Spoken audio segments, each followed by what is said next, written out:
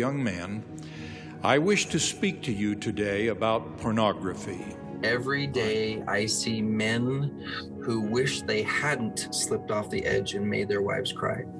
This was not a good thing to be doing, but like addiction happens, it just little by little, and I couldn't stop. I was attacked by Satan from the cradle, and I never got a chance to experience mortality without this cloud over me. I was so far gone that I had no idea whether it was the spirit or the adversary. It's just a preconception that Satan has placed in us since coming into this world kind of as teenagers, that like there's no way we could ever amount to anything. Will you ever be rescued? Will you make it through your own survival story? The answer is yes. This is a new weapon that Satan has been using. Deception, and we're not talking distraction, about it. discouragement. I fight to watch men reaccess the power of God. I am looking tonight. It's not out there. It's become far too normalized. It's for men, normalized. young and I old, realize now that I am a warrior who care enough about this battle between good and evil against the adversary to sign on and speak If up. I turn my life around and be the person that they need. We are at war, and for these next few minutes, I want to be a one-man recruiting station.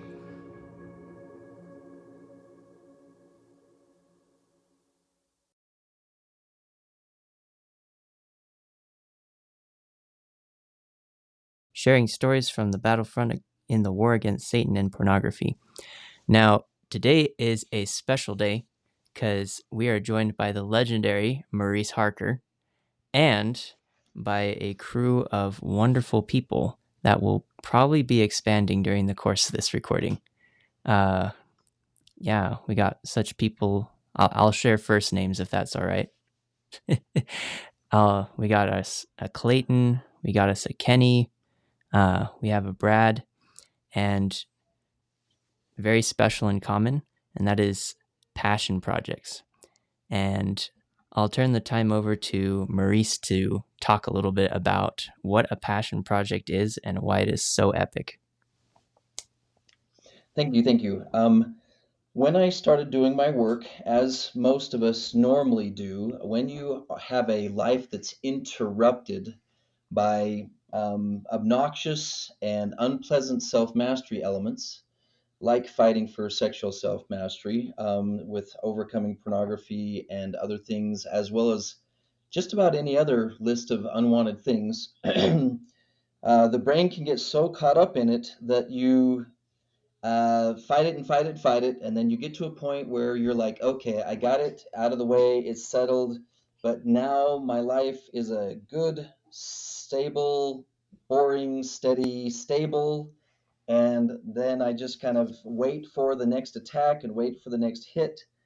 And I was pondering this concept and noticing that the warriors I was working with were the whole second side of their existence was being neglected for two reasons. One, they'd never been there before to this positive use of their energy and passions. And it was unfamiliar, and they didn't even know it was available. And many felt unworthy, like I am disqualified from applying myself to that. We have stories like Alma the Younger, which obliterate the tendency or the idea that once you've been bad, you can never be really good. But there was another verse that says, "Bridle your passions that you may be filled with love." And I noticed that it said bridle, not kill. So then I started looking more at this. What does this mean? And when I got people from the scientific world using terms like lust, and then I got someone saying, well, you don't want to tell someone that sexual energy is bad.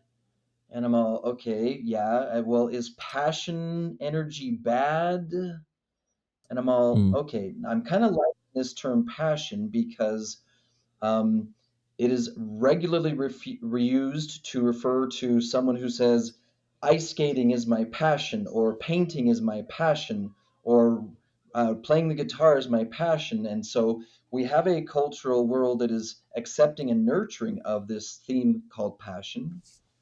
But it's a little weird usually if you say like pornography is my passion, Yeah.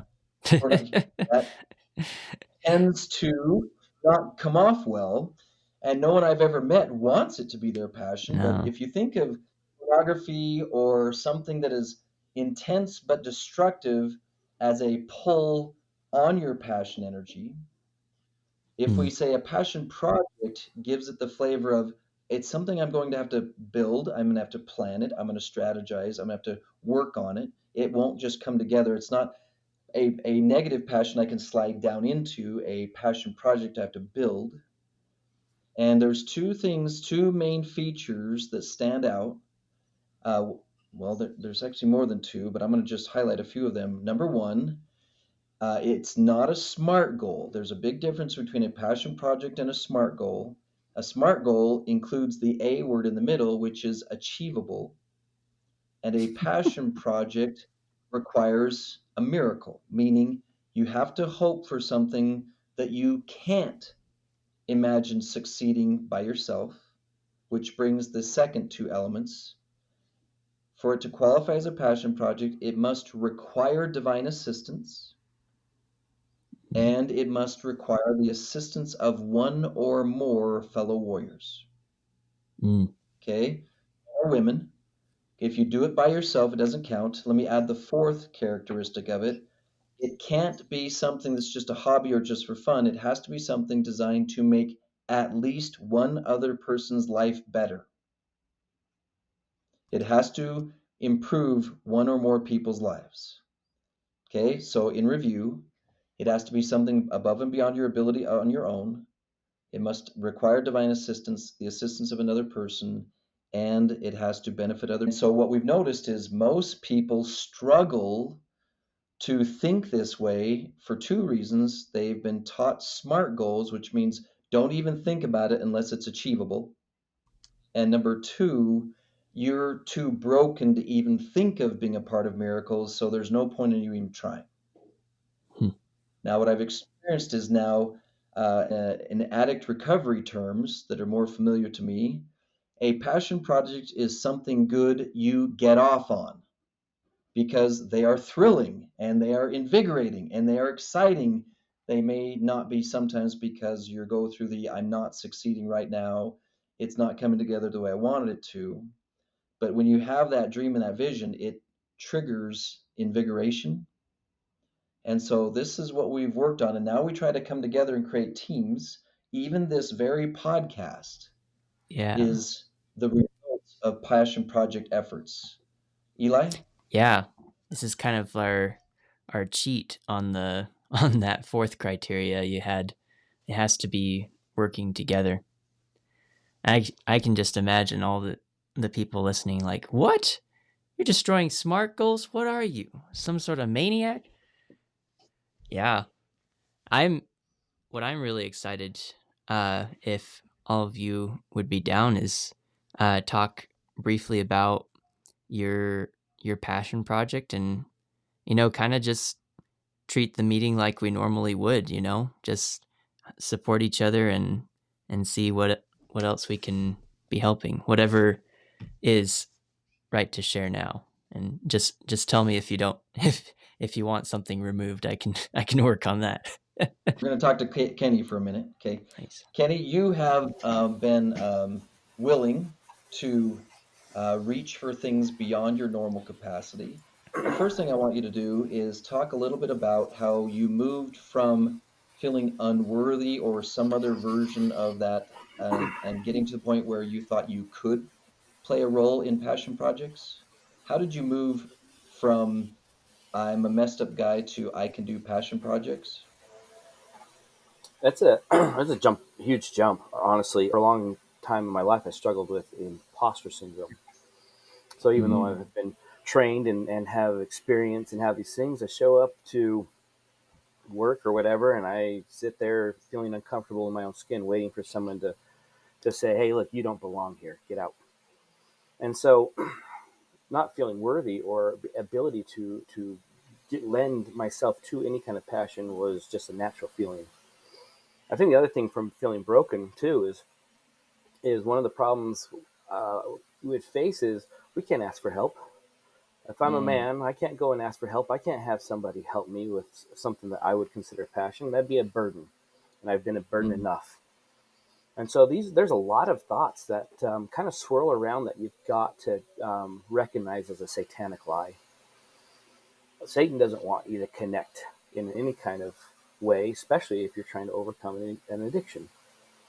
And so I remember thinking, and this was precursor to the Passion Project, but this was the building block for it, was thinking one time, I don't feel good enough, but I know that's a lie. And so if that's a lie, what is good enough? And if the Savior thought enough of me to include me in his atonement, why am I not thinking of myself enough to be included in there as well? Struggled with that for a long time, this idea of trying to bring in this idea of self-worth. And then one day it hit me. I was driving, and this feeling overcame me of the Savior's love for me, and I recognized I actually can love myself. First time in my life at the age of 44, realizing that I can love myself. Now, from there, as the building block, it made it a lot easier to tear down a lot of those lies of not being able to be part of a passion project. I think the first thing that really kind of clued in when we were at the Moroni retreat in Oregon, and we were talking about this whole concept of passion project, and I didn't know what to do. I didn't know how to have one. And it was the idea of like, maybe I don't need to have one of my own if I can help somebody else.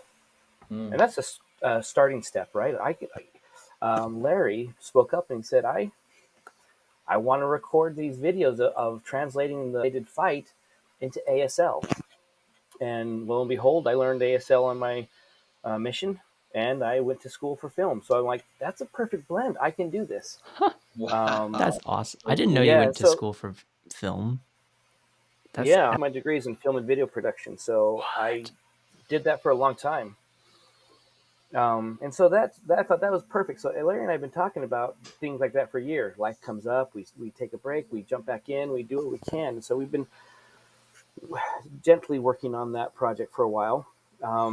But it was Maurice that at that same time came to me and said, because I had been talking about my struggles with ADHD and how the tools that I've learned through Moroni have helped me to find a new handle on life, not just a handle on an addiction, but a handle on the executive dysfunction that I face. And he said, I'd like you to work on writing a program similar to the Moroni program with the tools and things like that, but surrounding ADHD. Like how can we have a program like that for survival, ADHD survival? And he put me in connection with Clayton.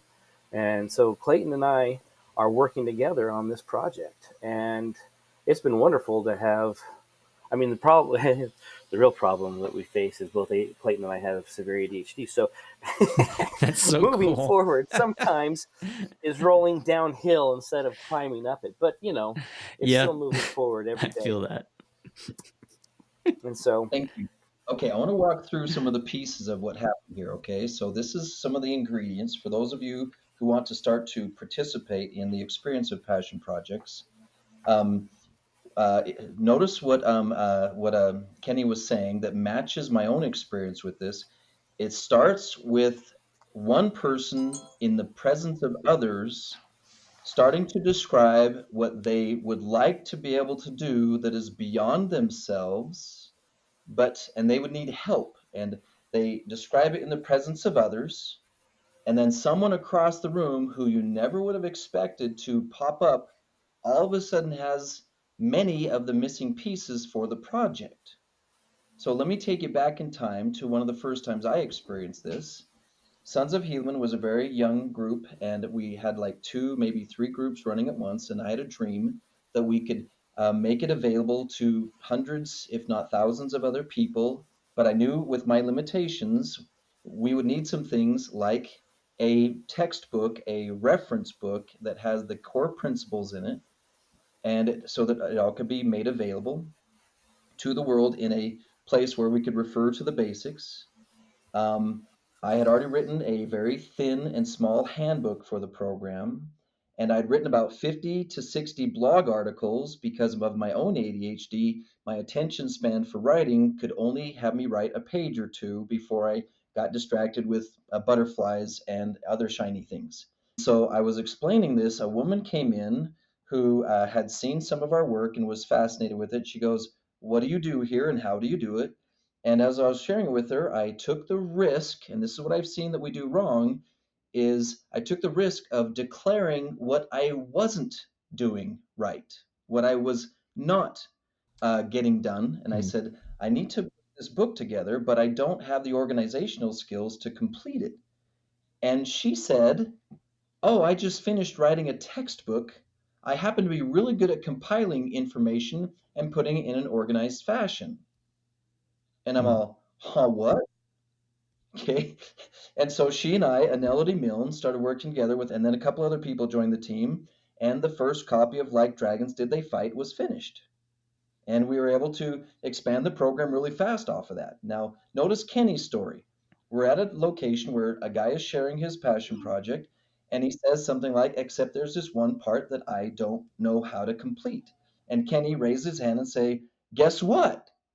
Okay, I'm actually good at that. I'm actually experienced about that." All right, one more story on this. I'm talking about how I really need to move some. I've learned how to record on a simple recording device a lot of my meetings, but I'm having a hard time getting them out to the public. And then someone like Eli says, "I'm really good at editing things. I'm really good at making them available. I'm really good at this." And I'm all, oh my gosh, that's the missing piece. And so if you look at the history of life-changing services, almost every evolution or iteration of our development is that story. Okay? Now, let's tap into, can you go ahead and try to talk now?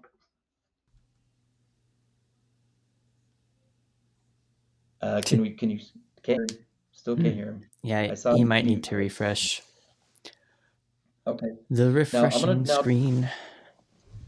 Eli, if you would talk about this for a second. You have had your own satanic attacks. You've had your own development of like, but maybe not. I could do good, but maybe not. And I've got talents, maybe, maybe not. Can you walk us through going from a struggling teenager to where you can now create things like what we're doing right now, a podcast that's going to affect the world, and other talents you have? How did you go from struggling teenager to where you are now? I don't know. I guess at heart, I'm still a struggling teenager. But it was a interesting journey.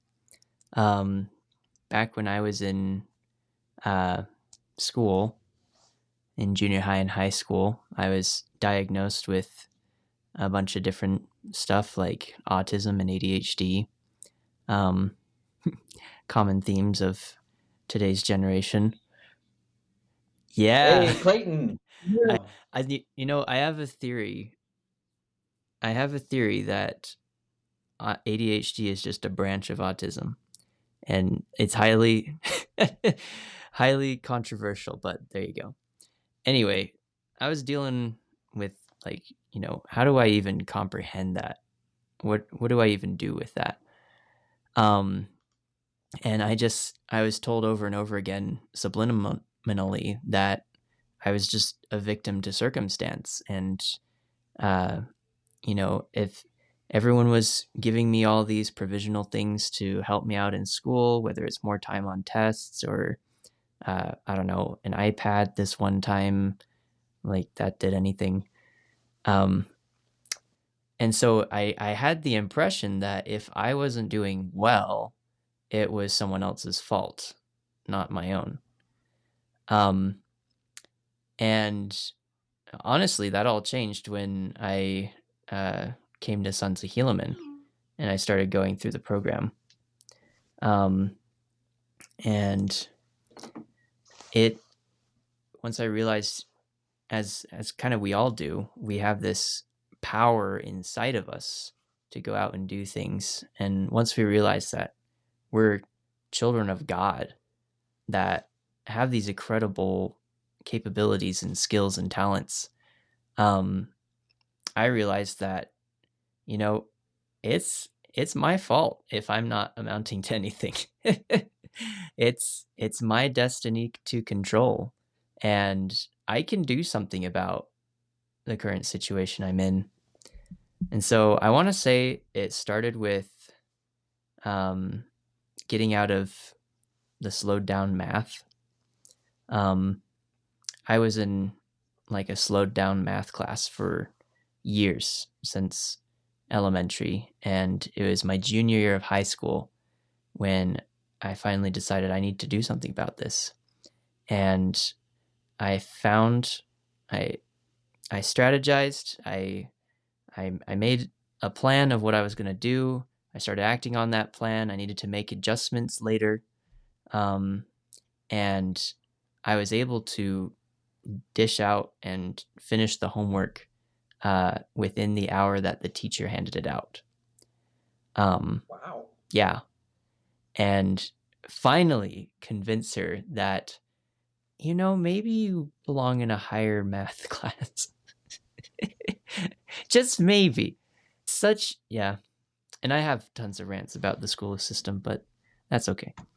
And then with the Passion Project programs that Maurice has been hosting on and off over the years, I've expanded that to right now. My passion is writing a book about, it's called The Anatomy of Agency. And I definitely don't have all the information I would like, but I have an idea. And there's definitely some things that God will need to provide before it is able to impact the world in any way. There's definitely some help I'm going to need from other people like you guys. And I'm excited to see where it goes and see where this podcast goes. This is another passion project. It's going to take at least some passion. Thank you. So I want you to observe there's several elements that Eli worked through there, and this this awareness, this sense of awareness that I've got something important inside of me. I got something that is a gift inside of me. I have to remind myself and others of where I come from, of the label of middle child of a potato farming family from Idaho was my identity. We can mix in a few other things like that. The late bloomer who was the class clown, the obnoxious smart kid that mostly annoyed people instead of impressing them. Okay. And those were some of the reoccurring labels that I dealt with. And when I first considered, it'd be really nice to be able to say things that are taken seriously, like, and add value and meaning to the world, that'd be nice. Okay. But I had a ton of work to do in order to move in that direction. But the idea that it could be done. So this is what I've seen with Eli that is really cool is he just has this little bug in his head that says, it doesn't matter what kind of resistance or burdens or disruptions are in the way. I'm going there. I'm going to find my way there and I'm going to dig through it. And it's okay if the idea is, and it'll take a miracle. Yeah. It'll take a Mission miracle Impossible. to get there. That's my work. Mission Impossible. Yeah. Okay. So while we've got Clayton before his phone falls apart again, so Clayton has been an excellent example of all this energy is moving against him, all these lots of people having opinions, okay, but he's got important gifts to the population that he wants to serve. Clayton, how do you move from the satanic attack of you're just a broken guy to actually believing that you can play a role in something that's going to make a difference? I think a lot of people in society right now are almost ignorantly following a lot of people doing the same work that we're doing. They just don't know it. So, for example, one of the prominent professional golfers that's hitting it huge over social media right now is Bryson DeChambeau. Oh, yeah. He's come out multiple times about his struggles with ADHD, He has more of the type 3 overfocused ADHD, the type where, you can eat sugar all day long and it just fuels you to no end. And he's definitely more on the autism spectrum looking type, so of executive dysfunction. It sounds like Eli's kind of in the same route, just kind of running off of anxiety as a form of stimulus. But Oh, and you get, we're not getting into that, but we need to talk. I think that one of the things that Kenny and I have kind of run into, like, Kenny's a perfect partner for me because I'm stereotypical, classic ADD or inattentive ADD, that you take Adderall and boom, holy cow, like all of my struggles are kind of like put on the back burner, at least for, 10, 11 hours out of the day. And so I think that having Kenny as a backdrop, I can't say that I can help everyone with just saying like, yeah, go take Adderall, your life will be changed. It's like, yeah, if Eli takes Adderall or someone like Bryson DeChambeau takes Adderall, they end up having some of their life of like, no, like, I don't believe in big pharma. I don't know. I can't speak for Eli. I just know that Bryson's been like, I think that you should, build your life around certain things, and they go more of the So you were environment talking route. through how you gained the confidence that you could actually be a part of a passion project. I'm getting there. My meds are wearing off. Okay, I'll just get flat out to it. I don't want to make it a giant distraction session, but I found out that I could have the confidence to do it by not feeling like it. I still struggle, with imposter syndrome, the way Kenny talked about it. I still struggle with a lot of things, but one thing that I don't struggle with is trying again. And that has always built a unconscious confidence that no matter how many times I screw up, it's like, wow, I really can't ruin this. And that motivated me to try harder to ruin it. And for those of you who aren't neurodivergent, you won't get that. But those who are, it's like, we get it. There's a daily battle that goes on between every one of us where agency feels like it is being removed to a certain extent. And we either have to fight against this portion of our brain and body that's being manipulated by a 7,000-year-old genius who, quite frankly, could care less about, each and every one of us. He also knows that, like, we're not only the noble and great ones, but we've been handicapped on purpose. That's my biggest feeling of confidence, is that I've been handicapped on purpose because I need these things to hold me back to have an experience that will help me become more like Jesus Christ. Yeah. Thank you. Yeah. Thank you. That's crazy. So let's observe one of the historical passion project individuals, Moses. Okay. Moses is a fascinating story. It is also one of the most repeated stories in Scripture. When a population or a leader wants his current people to go, okay, let's not forget what's possible here. Let's review the Moses story. All right. And there's evidence that he also was neurodivergent. Okay. His communication skills were compromised. His creativity on the 10 miracles was phenomenal. And he was able to participate in and pull off some miracles. And I would not doubt that he was like, what difference can I make? How is it that I can do a big deal? Second thing is, I want you to notice that each person in this meeting is aware of frequent and strong satanic attacks. Okay. Now, Brad is one of the newest ones on our team here. And Brad is becoming more familiar with these satanic attacks and the significance of them. Recently, he even considered the idea of, I guess I'm just too broken to apply myself to these things. But he comes back, and I wanted him to see, and I want him to comment on, we have these drives, we have these energies, but then we have, and I love the one of the most common satanic attacks is the phrase that Kenny and Clayton have already referred to, this imposter syndrome. And you'll notice that one of the most reoccurring themes that our prophet and our spiritual leader talks about is your identity. Remember who you are. You are a child of God. You are destined to become something amazing. You're one of the noble and great ones.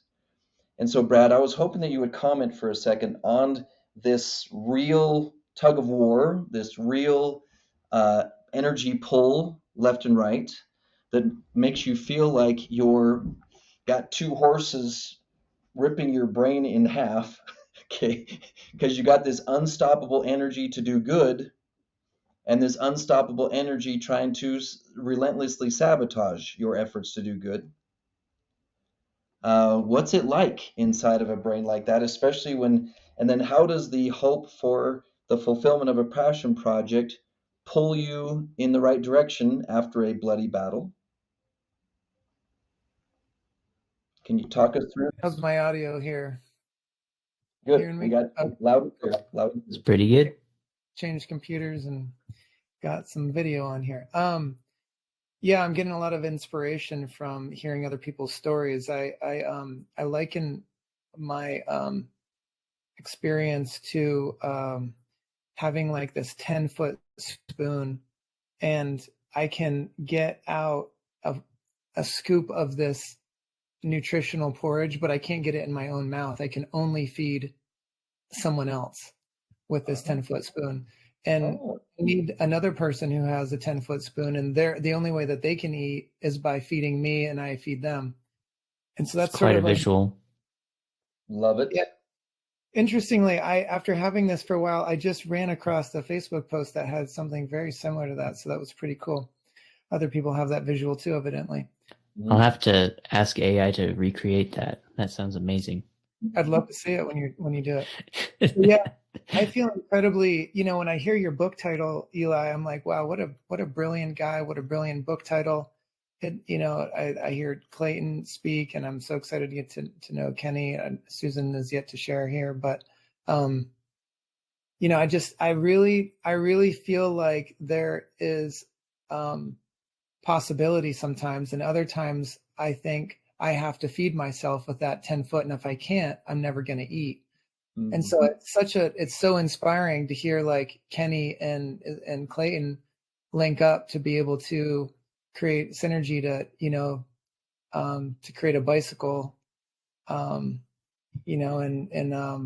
at least two wheels to a car. So I'm still praying to God that I find my other three wheels so that I can keep going. I feel like I'm in the process, and it is quite a tug of war. And hearing stories like this really inspires me to just keep doing the best that I can and practice basic principles of faith and not giving up.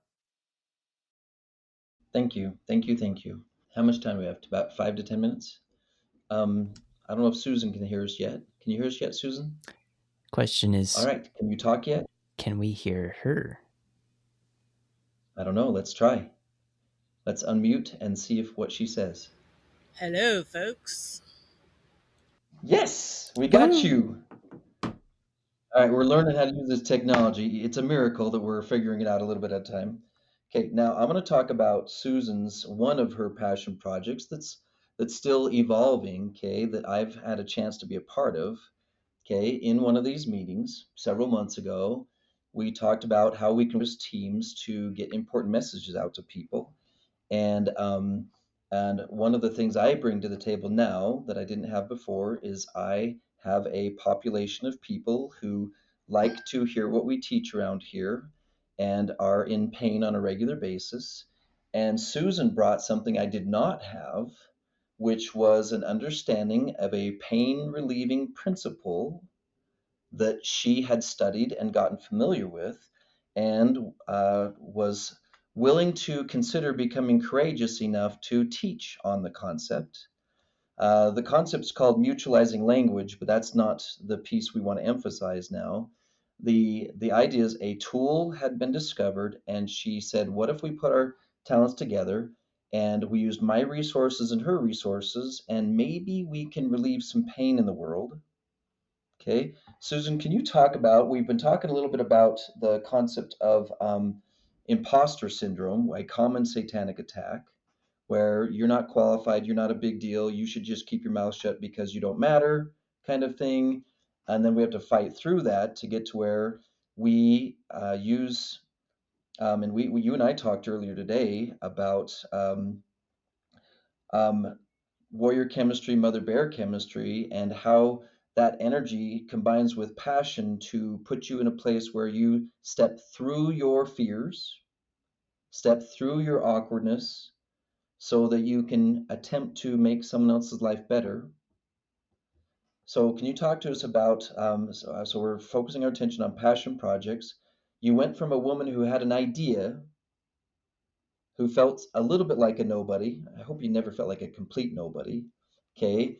But you were able to move into a space of, I have enough authority that I can teach this so that it might make someone's life better. And you hoped that your gift to them was of value. Can you walk us through your mental process of going from over here to over there?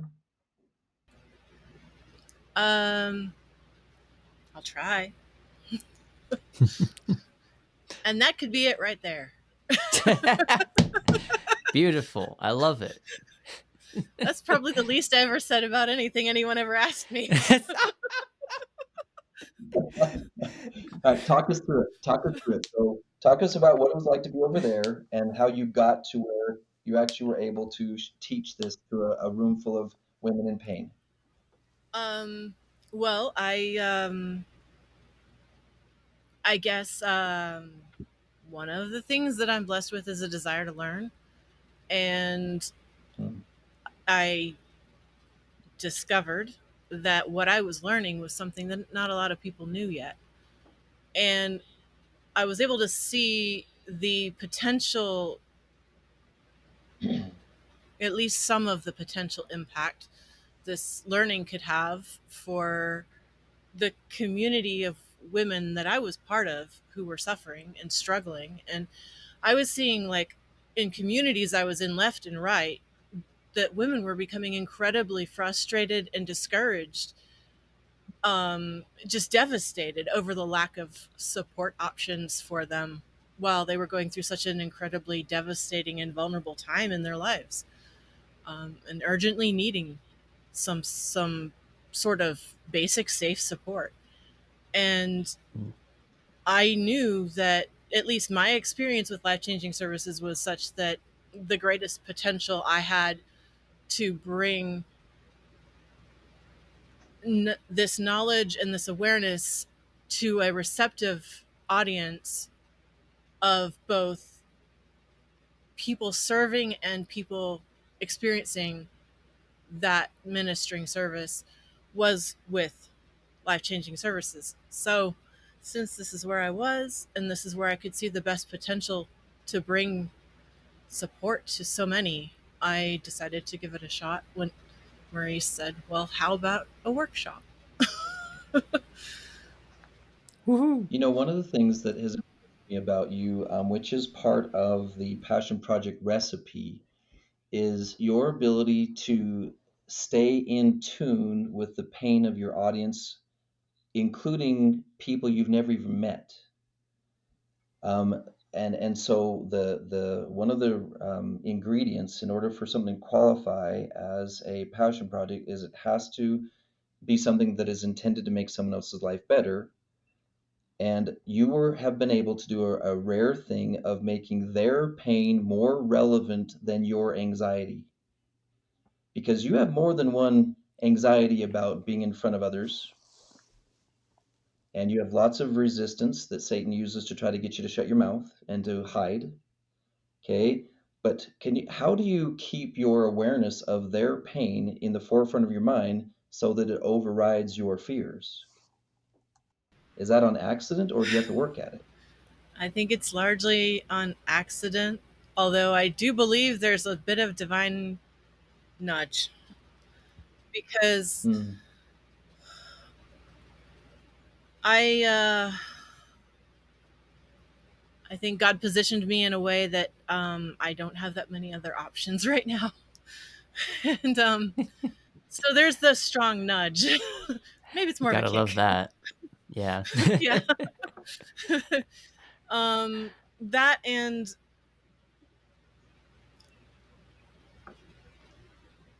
I think I was blessed with enough opportunities to realize that, at least for the moment, Maurice is someone that doesn't scare me to the point that I'm unwilling to give it a shot if he's willing to walk by my side.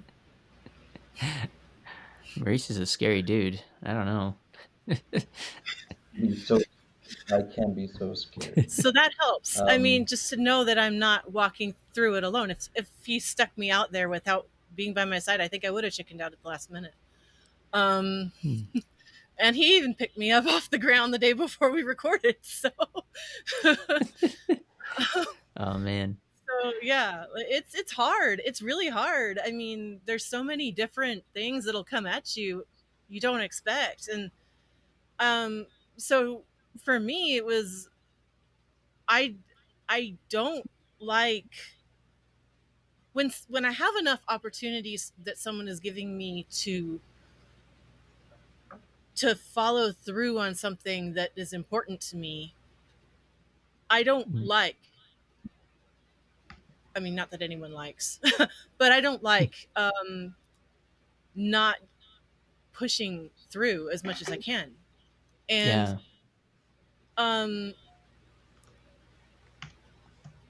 it was just one thing after another where somebody or something came through to help me do it. And then when I was up there doing it, it was hard. But I care about what this can do for people, because there's so much out there that I like taking something good and making it that much better. And this is what I'm learning brings. It brings that ability for something good to become really meaningfully helpful, even more than it already is. Yeah. And can I just say, Susan, what this can do for people? Yeah. Can I say, Susan, I really admire that, and I really relate to that. Just like, you find something that not a lot of people know about, and you want to bring it to them, but at the same time you're like, what am I doing? Why am I doing this? But they need to know about it. I think we can relate a lot on that front. Yeah. Thank you. Thank you, Eli. So this is some of the foundational concepts of Passion Project, but as to pull it into to wrap it around, those of you who are listening to this podcast are probably people who have been swimming in and fighting in the muck of getting out of a world that you don't want to be in. You have been invaded by and disrupted by patterns of unwanted thoughts, patterns of unwanted feelings, patterns of unwanted behaviors, and the work it takes to dig your way out of it. If the best case scenario you see is a mediocre life that is no longer contaminated by bad behaviors, it's really hard to maintain motivation. Okay? We want you to return to an awareness of the Alma the Younger story, where if you have ever been in the unpleasant phase of bad thoughts, bad feelings, bad behavior, you can be born again into a state of mind that is not only absent of bad things, but is also accessing miraculous things. You will go through imposter syndrome. You will go through hypocrite syndrome. You will go through I'm not smart enough, I'm not good enough, I'm not skilled enough, etc., etc. But as you team up with others, as you team up with God, as that energy and that fire builds, as you bridle your passions, you will be filled with love for yourself, your God, and your fellow men, and the experience will be enjoyable. You will have plenty of failures along the way, but they won't be relevant anymore. They don't bother you as much anymore because you're just kind of used to it. And you're used to a batting average of less than 300, and you're like, I fail at least 2 out of 3 times. You're enjoying. Eli, bring us home. You're enjoying the fight. Yeah, think so. thank you all for coming and participating in the podcast version of our Passion Project meeting. We kind of jump scared a couple of these guys, so I'm glad they took it with the game face. Yeah, and we are super dedicated to bringing more content to listeners who are thinking about improving their lives. And if you are looking to enroll in any of Life Changing Services program, we'll include links in the bio. And if you have any questions, feel free to reach out to podcast@lifechangingservices.org, and we can answer your questions. Maybe we can, if you if you think you can help with some of our passion projects, please reach out. That would be cool. That's really Yeah, cool. and I guess we'll leave it off there, unless Maurice, you want to say why you fight. Oh, again? Oh my gosh. Okay. This one's not hard at all today. Susan was there with me being a support person, but I'm naturally a shallow person. I am naturally a unempathetic person. I don't really like people that much. But there's something that happens to me when I intentionally put myself in a place to hear people's pain. And so I do this thing that could be classified as crazy, where I set up a meeting, specifically this one today, a monthly question and answer session with the women who we strive to serve. And only somewhere between 25 and 40 women show up. And this meeting has a reputation for the blood and guts questions, the hardest questions a man can ever hear from women. And it's my job to have a edifying response to those questions. And these women have been objectified by men. These women have been condescended to. These women have been invalidated. These women have been told that they are dumb, that they don't know what they're talking about, as a man behaves in ways that are dangerous and scary. These women have been told that they are overreacting, that their sensitivities are too raw. And it doesn't take much for me to start getting emotionally reactive. I have to be very careful because my anger could be mistaken as anger towards them, but my anger towards the situation they're in. But I have a secondary layer to this anger because I have been a man who is inaccurately trained. I have been a man who is undertrained. I've been a man who entered marriage unprepared, even though I tried to be prepared. I have been a teenage boy who thought he was getting life right and was just responding to normal life experience. I've been a young man who made women cry while he was dating and didn't know why and didn't understand it.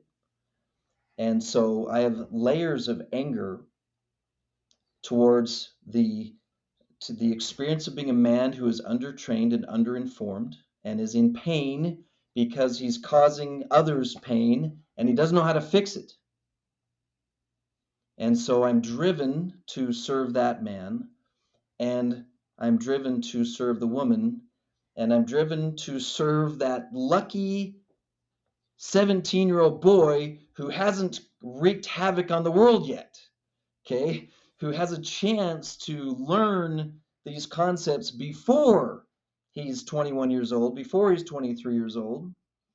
And so since I know and I have access to the eternal principles provided by prophets, that women do not bring this upon themselves, men do not bring this upon themselves.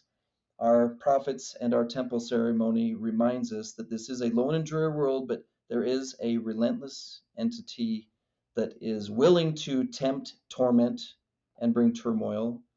And I have been given the opportunity to fight against it. I've been given the opportunity to learn the concepts that are necessary, and I will not stop fighting until we can pull one more out of the flame of agony, and then another one, and then another one.